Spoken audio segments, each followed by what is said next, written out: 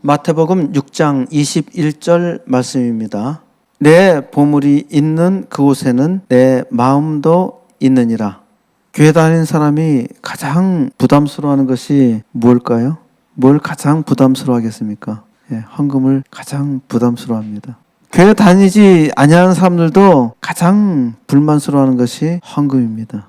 내지도 않고 헌금에 대해서 말을 하고 비난하죠. 헌금 때문에 교회 나오지 못한 사람이 있습니다. 돈이 별로 없을 때는 11조도 꼬박꼬박 잘하는데 많은 돈이 굴러들어오게 되면은 11조에 부담을 갖고 교회를 떠나기도 합니다. 예수님은 돈에 대한 우리의 마음을 너무 잘 알고 계셨죠. 너희가 하나님과 재물을 겸하여 섬기지 못하느니라. 돈에 대한 예수님의 해결책은 아주 간단합니다. 돈에 대한 예수님의 해결책이 뭡니까? 하나님께 바치라는 겁니다. 하나님께 바치면 쉬운데 바치지 못하니까 힘들고 고통스럽죠. 돈을 바치지 않았을 뿐인데 고통스럽단 말입니다. 왜 고통스러워요? 돈을 너무나 사랑하기 때문입니다. 돈하고 헤어지기 싫은 거예요. 하나님께 돈을 바치면은 마음도 따라갑니다. 그런데 돈을 바치지 않느냐니까 마음이 따라가지 않는 거예요. 하나님께 돈을 바치면은 쉬운데 이게 안 되는 겁니다. 돈을 너무너무 사랑하기 때문입니다.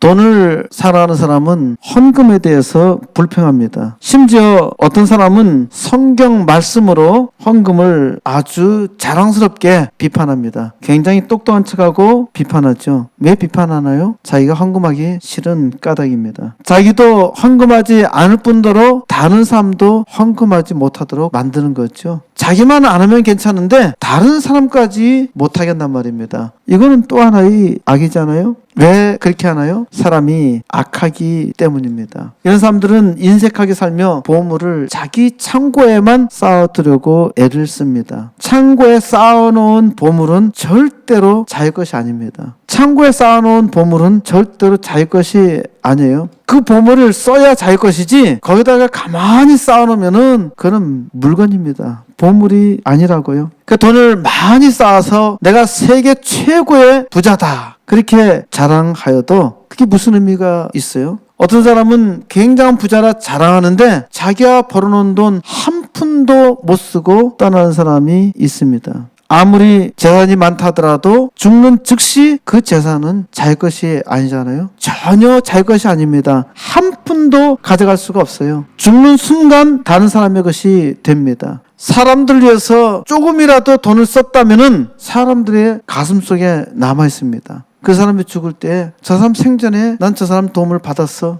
준 사람은 아무 말 하지 않아도 받은 사람은 감사해서 말하잖아요. 그 착한 마음이 사람들 마음속에 저축되어 있는 겁니다. 그런데 돈 많다고 늘 자랑하면서 한 푼도 안 쓰는 사람이 있어요. 굉장히 인색한 사람이 있단 말입니다. 그 사람은 다른 사람의 마음에 무엇이 남아 있을까요? 착한 일은 사람들의 마음에 저축이 됩니다. 결국 재물은 사라지잖아요. 재물은 없어지잖아요.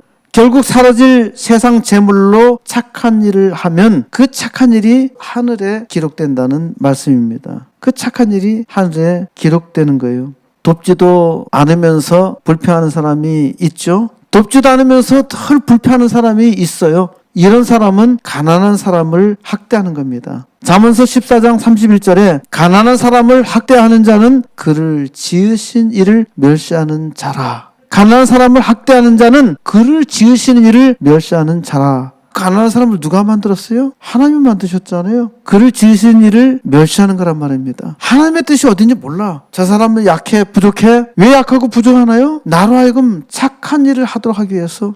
헌금은 하나님의 은혜가 없이는 할 수가 없는 일입니다. 하나님의 감동이 넘치면은 사람이 상상할 수 없는 일을 합니다. 세상에서 돈 버는데 아주 지독하게 나쁜 짓을 한 사람이 있어요. 누굴까? 바위를 막 패가지고 돈 번 사람.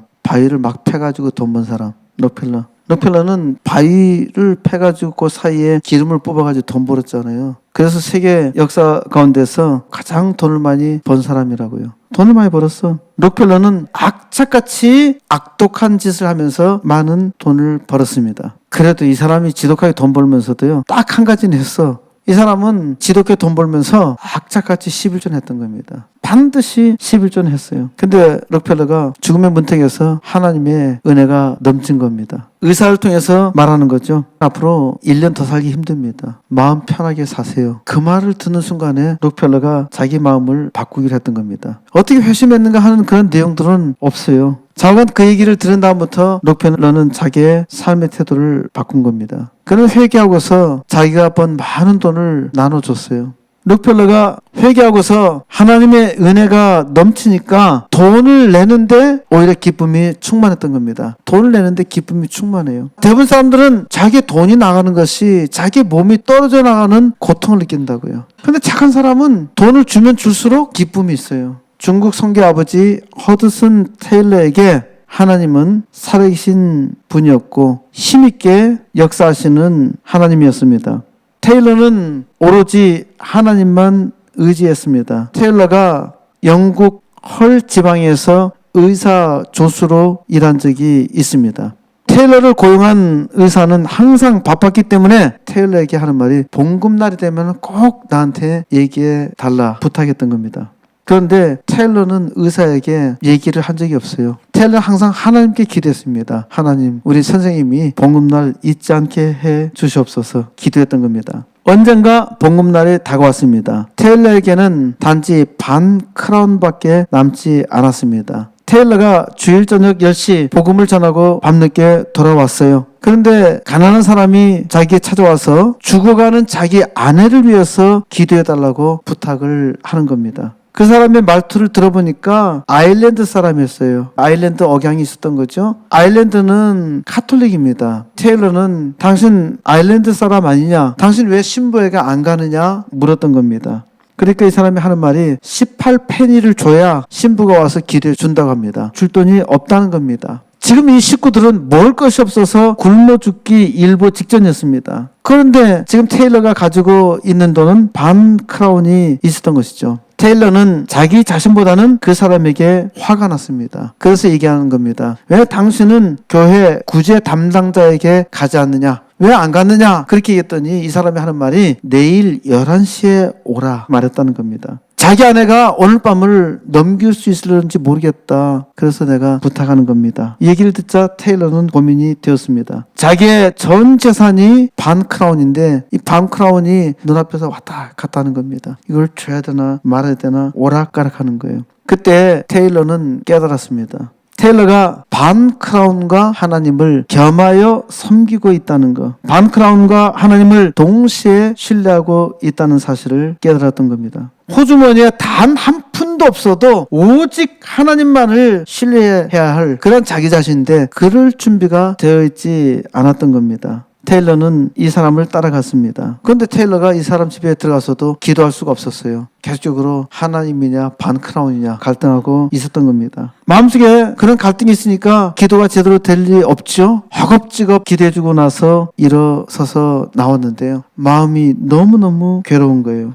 그때 테일러에게 이런 말씀이 들어오는 겁니다. 내게 구하는 자에게 주라. 내게 구하는 자에게 주라. 그러한 이 말씀이 마음에 떠오르자 테일러는 자기의 반 크라운을 이 가난한 사람에게 주었습니다. 주는 순간 기쁨이 넘친 거예요. 자기를 가로막고 있는 장애물이 다 사라진 겁니다. 집으로 돌아와서 죽을 먹고 나서 무릎을 꿇고 하나님께 기도합니다. 가난한 자에게 주는 것은 여호와께 빌려주는 것이라. 테일러는 자기 기도 속에서 그렇게 얘기하는 거예요. 가난한 자에게 빌려주는 것은 여호와께 빌려주는 것이라. 기도하면서 하나님 빌려준 돈 빨리 좀 갚아주세요. 그렇게 기도했던 겁니다. 테일러는 말씀대로 가난한 자에게 빌려준 것, 가난한 자에게 구워준 것은 여호와께 구워준 것이다. 그러니까 하나님께 기도하면서 하나님 내 돈 주세요. 그렇게 기도했던 겁니다. 그러면서 하나님 돈 없으면은 나도 내일부터 굶을 수밖에 없어요. 그러나서 넘치는 평안으로 행복하게 잠이 들었습니다. 다음날 아침 죽을 먹고 있는데 우체부가 밖에서 문을 두드리는 거예요.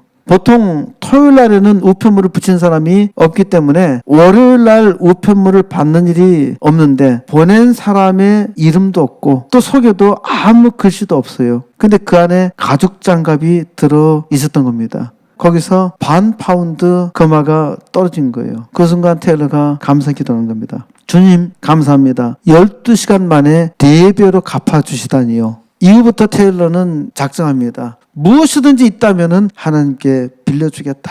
그게 작정했던 겁니다. 테일러는 이후 중국 선교 나가지고요, 항상 믿음으로 살았던 것을 봅니다. 중국 선교에서 테일러는 하나님께서 모든 필요를 신기하게 항상 채워주는 것을 체험하였습니다. 테일러는 하나님께서 주신 하나님과 함께하는 체험을 통해서 오직 하나님만 의지하여 중국 선교를 감당했던 겁니다. 하나님은 테일러를 중국에 보내기 전에 오직 하나님만 의지하도록 훈련을 시켰던 것입니다. 테일러처럼 하나님의 사람은 하나님께서 모든 것을 채워주시는 것을 경험합니다. 고아의 아버지라고 불리는 조지 뮬러가 대표적이죠. 고아의 아버지라 불리우는 조지 뮬러는 개인적으로 아무에게도 아무 부탁도 하지 않고요, 항상 기도했어요. 오직 기도로 수천 명의 고아를 먹였고 선교사까지 파송했단 말입니다. 얼마나 놀라운가요? 저도 사역을 하면서 거의 부탁을 안 하다가 몇 년 전에 부탁을 했습니다. 부탁을 해도 후원받기 정말 힘들더라고요.